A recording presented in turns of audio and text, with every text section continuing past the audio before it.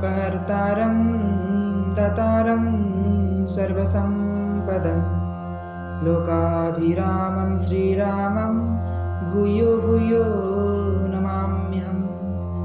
ॐ रामाय रामभद्राय रामचन्द्राय वेधसे रघुनाथाय नाथाय सीताय पतये नमः। जय श्रीराम। तेबे आसुन जानिबा आजर नीतिबाणी विषय।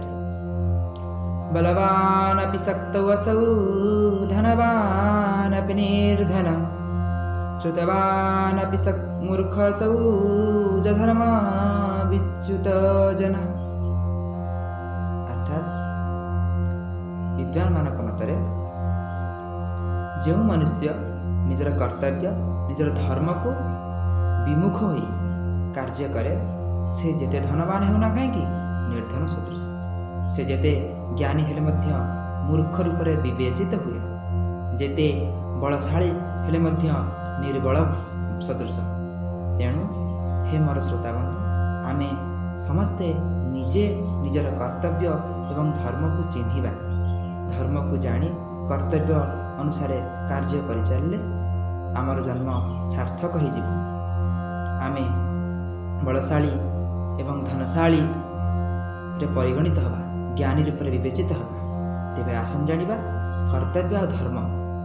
उदाहरण स्वरूप मु जने शिक्षक, तेणु मोर प्रथम कर्तव्य होउची विद्या दान करिबा, ज्ञान प्रदान करिबा, समाज को दिग्दर्शन देवा।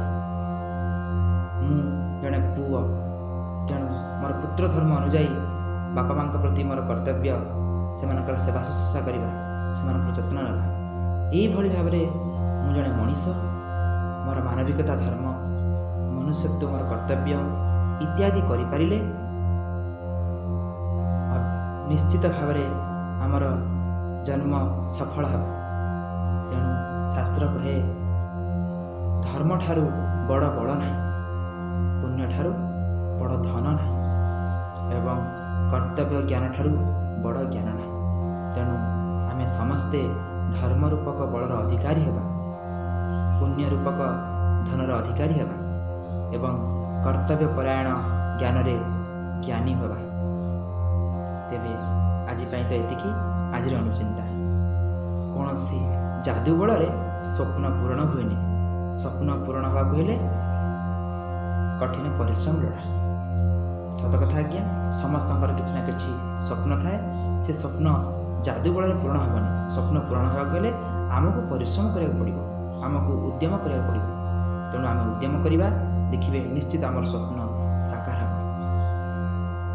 सर्वे भवन्तु सुखिनः, सर्वे सन्तु निरामया, सर्वे भद्राणि पश्यन्तु मा कश्चित् दुःखभाग् भवेत्।